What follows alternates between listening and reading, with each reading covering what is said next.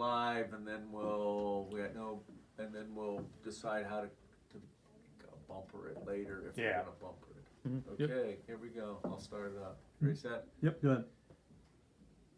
Yep. Hello, Crawford County voters, and specifically Gallion area voters. This is Mayor Tom O'Leary here today to spend a half hour or so with one of the county commissioner candidates in the upcoming March primary. Really decided to invite commissioner candidates like Mr. Gribble here today to talk a little bit about County Commissioner's Office, its importance to Gallion and Crawford County overall. What I've been trying to do, and I think people who follow these live streams is try to substitute for the fact that we don't have daily news coverage. Terry and I were talking a little bit before we hit the go button about how the print media will have just a column inch or two, just the briefest of background about the various candidates. And it's funny, we'll be inundated by all kinds of federal and national information about the primary and about politics generally.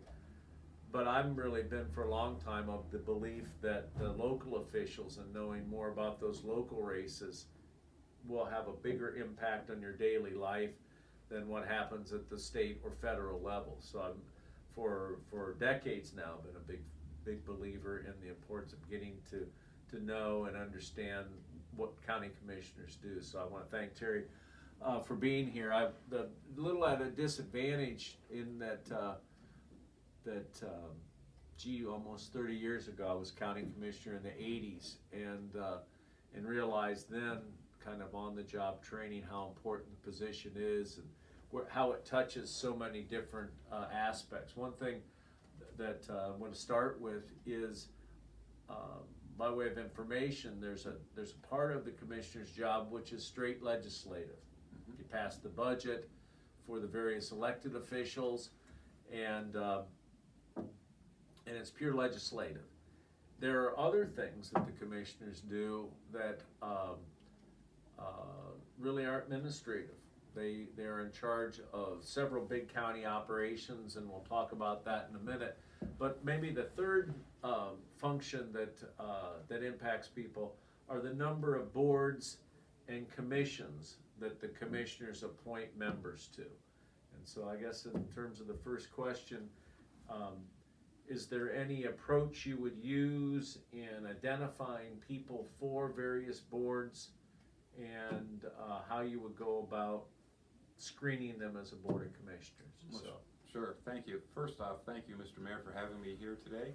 I appreciate the opportunity to speak on behalf of my candidacy for Crawford County Commissioner. So I welcome this opportunity in this format to speak. As far as your question goes, the challenge, I think, of always trying to place somebody on a board or committee comes down to what is their skill set, what is their experience, and to fill whatever that position is on that board or committee. Some people might have strong assets in one area, but maybe what the need is for this particular board or committee is not really that person's strong suit. So I think we would want to really make sure we're matching up people's skill sets with whatever that need is for that particular position. That's how I think we can make a strong board or a strong committee, working it that way. That's a good answer. The one that comes to mind, and this, our intent is to interview all of the candidates for both of the county commissioner seats, all that want to come in and talk about this, and just spend a little bit of time understanding them a little bit. One of the areas with this is Tom's chip on the shoulder galleon issue. One of the areas that I think we've been underrepresented in is the area of solid waste planning and management. So the Solid Waste Planning Committee, it's a committee, maybe it's a commission, is composed in a way by statute that has, I think over the years, Gallion has been underrepresented in that. So any thoughts about solid waste planning, not necessarily about how you get Gallion area representation, but but any plans that you might have to address this issue where out-of-county residents using the landfill are paying less than in-county residents. And in Galleon, because we're private haulers, I think that's sort of reflected in the fees that we have. So I guess a specific to hang a question on this is, any thoughts about how on the county solid waste planning committee you can get the voice of the Galleon area, the private haulers' point of view on that committee? Sure. Yeah, I think that would be another area where the people that are really involved in that whole process should be at a table, being part of the discussion and getting their input and hopefully their buy-in to why fees have to be what they should be, what they need to be, what they could be, getting all the players involved at the table. And I really feel in a county of our size, there should be representation from each community or village, regardless if it's a committee or commission. Every segment of the county should be represented on those kind of boards or committees. Well,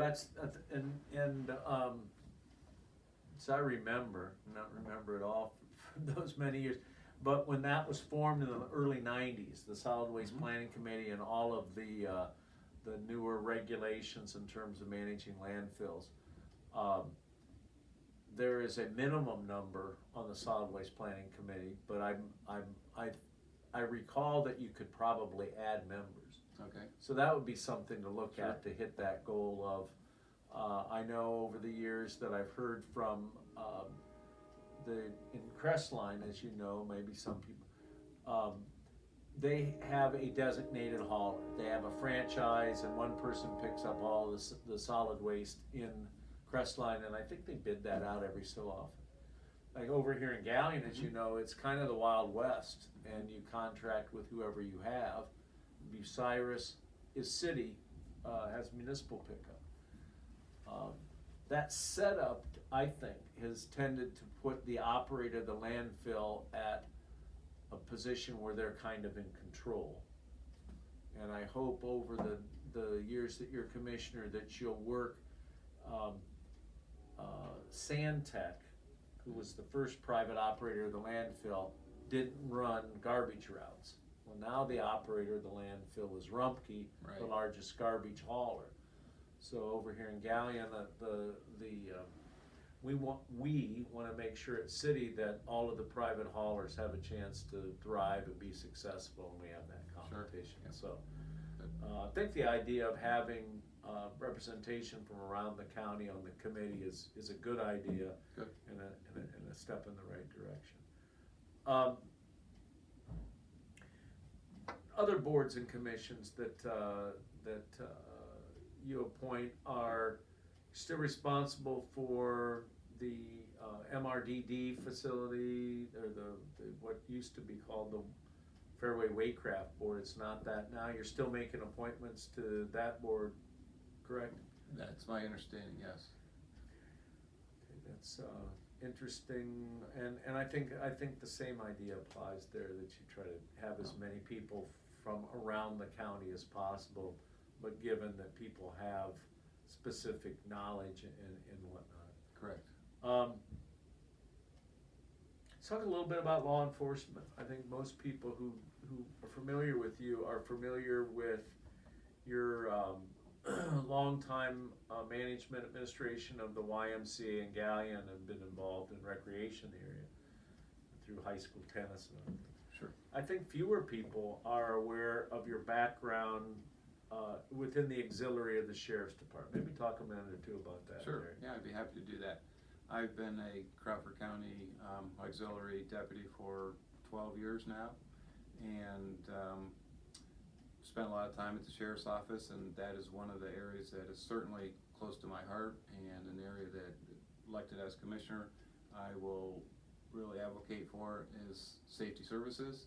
I really think it's important to keep the drugs out of this county as best as we can, to have the harsh punishments, do what we can to stop people from even bringing drugs into our county. And I think the Sheriff's Office does an outstanding job. I've known the sheriff for years and years, as well as a lot of the deputies, and I've been in and out of there a lot over my time doing what I do for the sheriff's office. So safety services would be one of the top priorities for me when elected as commissioner, to make sure we keep our residents, our communities, and all the citizens in Crawford County safe, and not have to have that threat over their head when they walk down the street there might be an issue. So safety services, Crawford County Sheriff's Office, clearly is dear to my heart. Mm-hmm. Yeah, I think the dispatching, I think that it's, how the dispatching countywide happens is real interesting, and the connection between the local police departments and the county sheriff's department is something that many people don't realize how integrated and coordinated their efforts are, and so I think that's real positive. And that you comment about the sheriffs, I think we're lucky in Galleon, although there's some discussion about Chief Satterfield retiring over the next few years. But it seems to me one of the strengths of law enforcement in the county is the way in which the chiefs in the cities and villages work well with the sheriff's department. Any thoughts or opinions on that, or how you would continue it? I think that's absolutely crucial, that the chiefs of Galleon, Bucyrus, Crestline, and the sheriff, I'm sure they get together on a regular basis, and I know they certainly do behind the scenes type operations, are constantly meeting and setting up things that they need to go out and do. They coordinate that extremely well. I have never heard of any issues between any of the organizations involved with law enforcement in the county. And I think everybody, all the chiefs and the sheriff, realize how important it is that everybody's on that same page. I think they have the same philosophy that I have, and I always use the word team, T-E-A-M, together everyone accomplishes more. So if everybody's sitting around that table with the same goal in mind, to keep drugs out of Crawford County, to make sure this doesn't happen, you get the right people at the right table, and together everyone truly accomplishes more.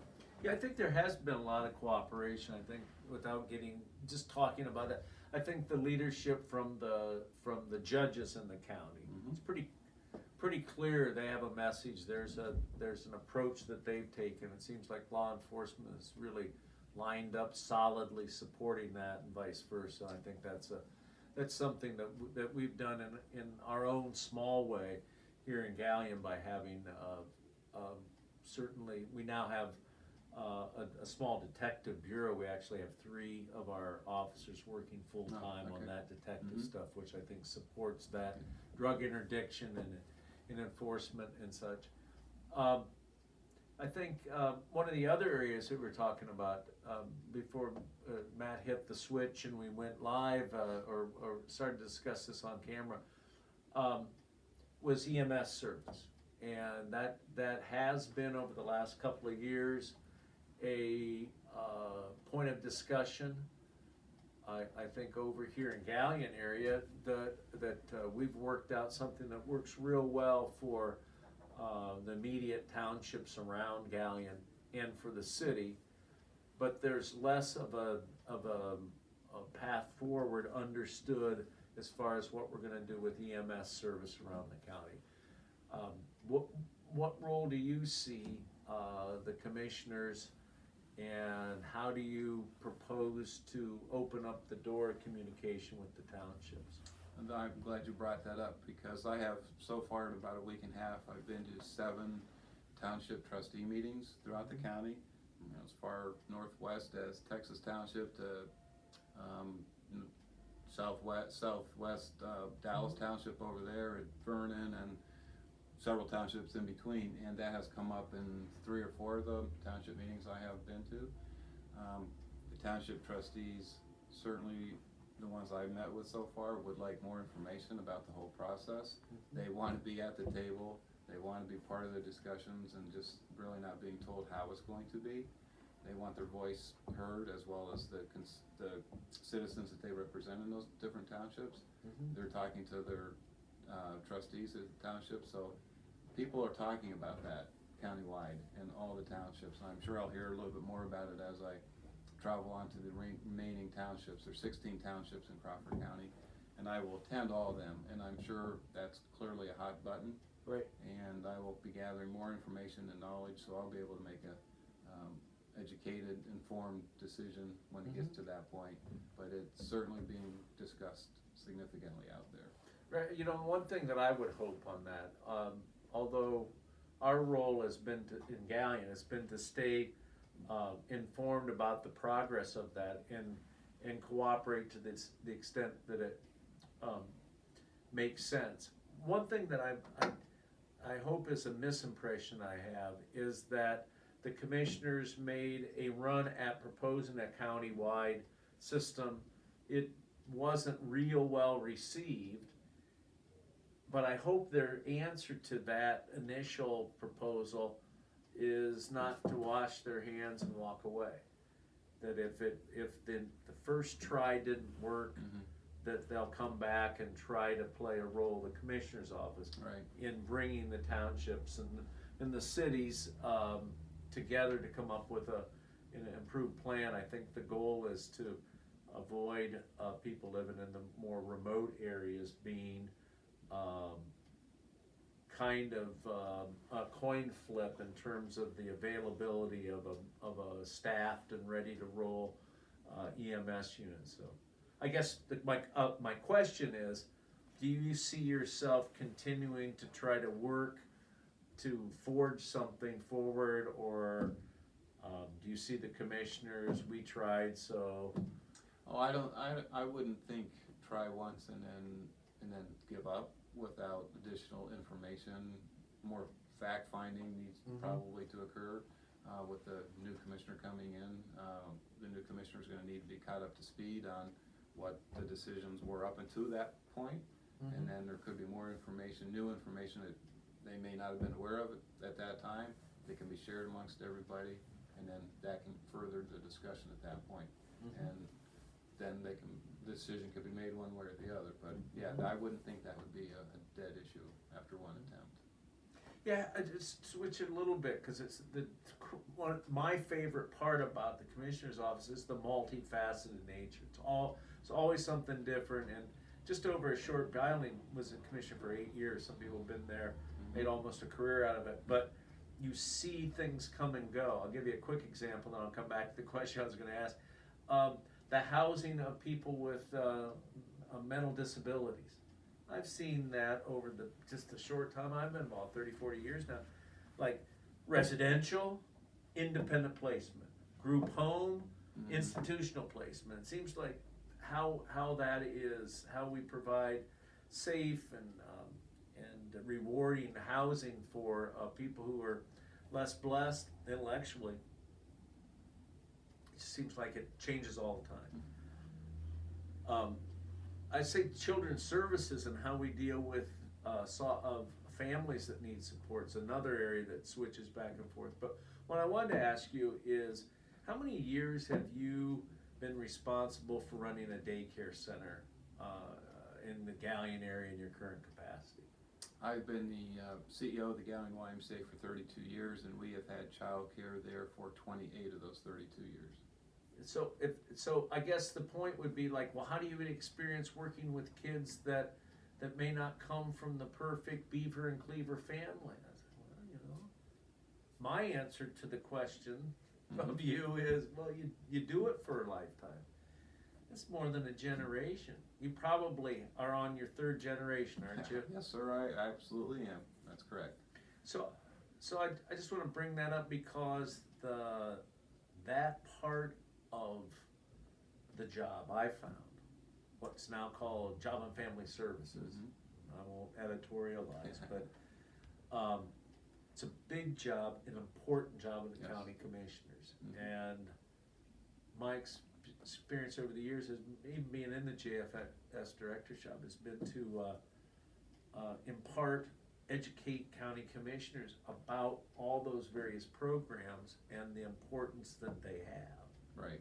I think sometimes, my opinion, sometimes commissioners come in to that job, they've never been on public assistance. They've never needed children's services. They've never needed Medicaid. You know, sometimes with Medicaid, getting a family member into nursing care or something. So they really don't have a lot of experience Right. with that. And so, in addition to working in the child care arena for 28 years, what other experiences do you have working with families in need and kids Sure. that need support? Well, our childcare staff, they're constantly in contact with people who work for Jobs and Family Services. There's a rapport there that we have with them because we're a state licensed agency, so we're quite involved with that whole program as part of that. And we also own a child care center in Morrow County, and we've owned that for about 15 years. So we have child care in 2 counties, and the pros, the good things that we do here are the same good things we do in Morrow County, and then the challenges, I don't look at cons, I just look at challenges.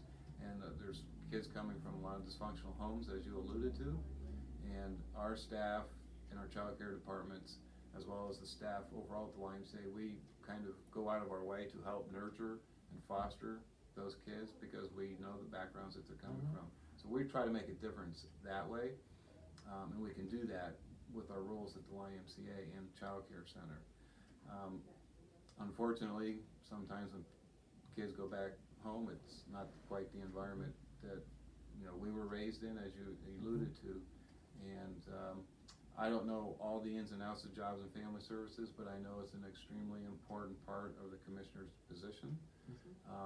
Allocating funds, and I would think they do a lot of assessments of the different departments and make changes as needed, because there are a lot of families and children out there that are struggling, and we need to provide what we can as a county to help make them successful.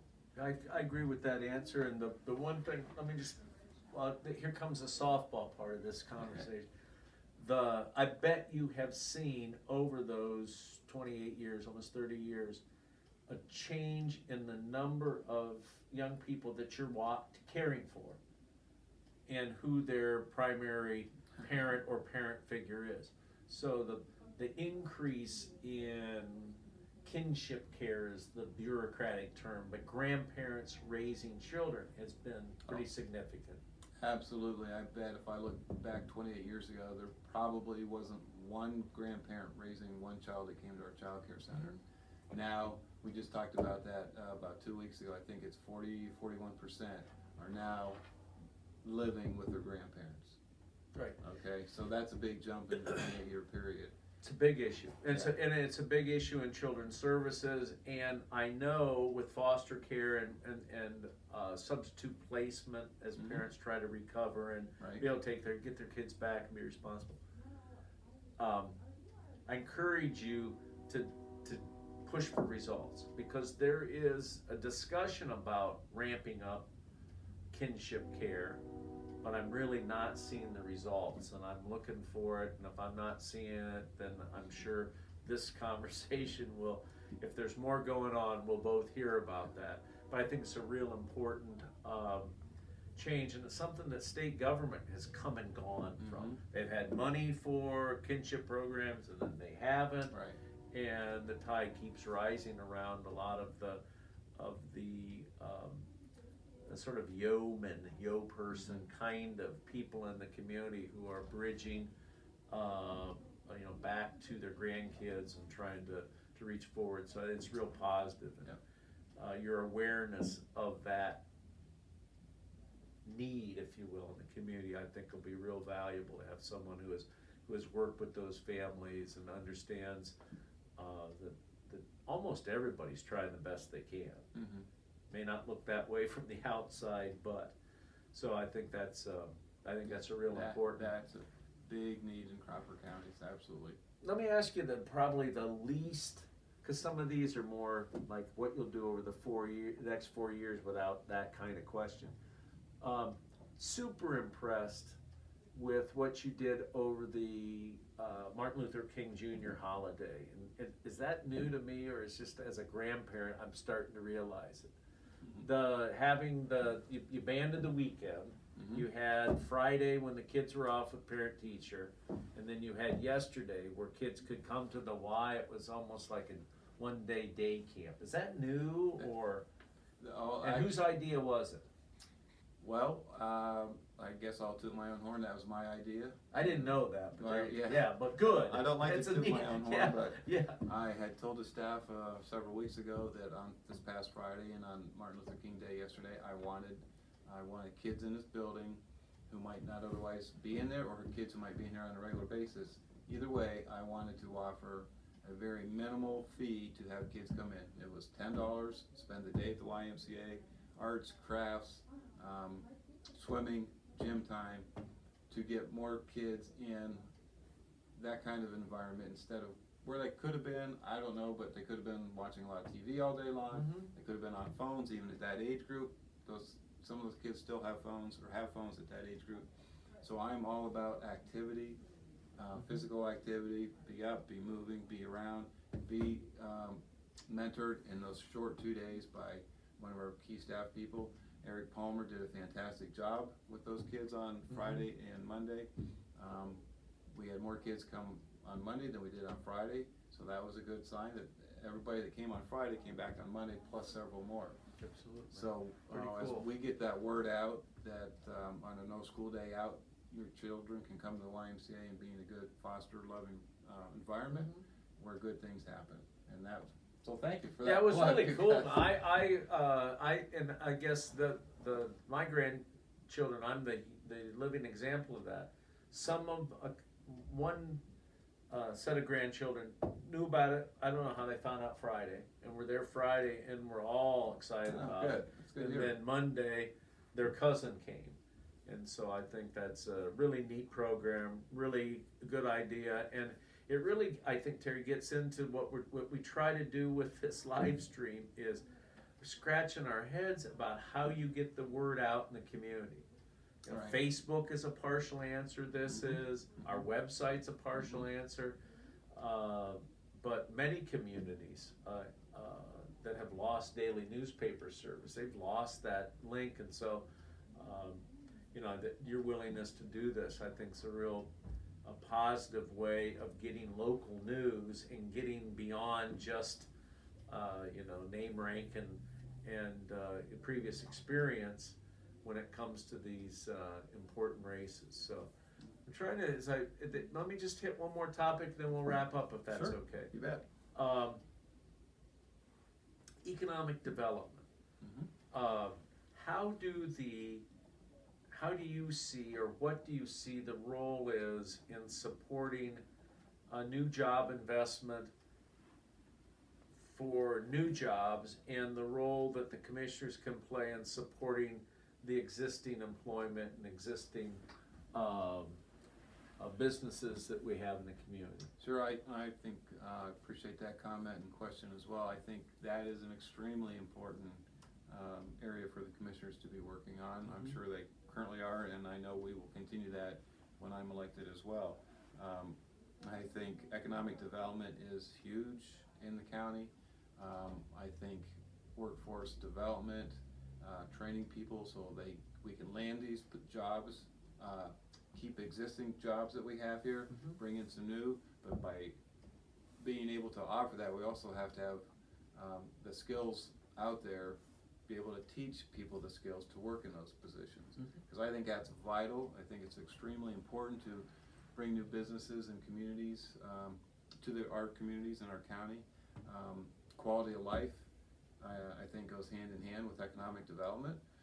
Economic development, quality of life, I think, are two big issues that I want to see continuing to move forward in the county, and I think the commissioners should be significantly involved in that. I think that's part of being a good steward of the commissioner's role, is to recognize the importance of economic development, quality of life issues, and the rest that go along with that. So that would be an area I would want to spend a significant amount of time as a county commissioner. Great. Anything we haven't talked about? Seems like my mental clock says we've been doing this about a half hour, and we're about open-ended as one could get around here. And so can you think of anything else, Terry, that you'd wanna, any high points that we've missed, the importance that we need to attach to your candidacy and how it's good for the county? Well, I wouldn't mind finishing up with talking about some of my areas of expertise. Please. And are we still rolling? Yep, go ahead, Oh, Terry. okay. Okay. Well, I just wanted to say thanks again, Yeah, Mayor, for allowing me to come absolutely. in here, and I would just like to finish my segment with 4 of my areas of what I feel are my areas of expertise. After 32 years of being the director of the YMCA in Galleon, I have a really strong knowledge of budgeting, which is crucial with the county commissioner's position, as we talked about this through this past half hour. Appropriating funds, making sure there's money to meet the needs of all the requirements out there.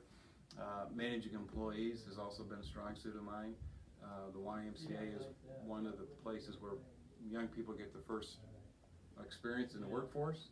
Lifeguards, working concession stands, flight attendants, custodial services. We employ a lot of people, and over my years, it's been interesting to see the people that started off as a lifeguard at 16 are now teachers in our school district, now working in City Hall and various pretty rewarding locations. It when is. that happens. Oh, people that work in industries that grew up at the YMCA and had their first jobs there. So I think managing employees is another one of my strong suits. And my ability to listen. My staff probably gets tired of hearing me say God gave us 2 ears and 1 mouth. So listen twice as much as we speak. And I think as a leader, I've tried to instill that with how I lead the people that work for me currently, and as I try to groom people into leadership positions. Listen twice as much as you speak, and you'll gain a lot more knowledge and information from the citizens of Crawford County, and then we can help make decisions based on what we're hearing instead of talking all the time. And then my 4th area of expertise is I feel a good steward of financial resources. When you're running a YMCA, it's just like any other business, and we have to take in as much money as we have to put out.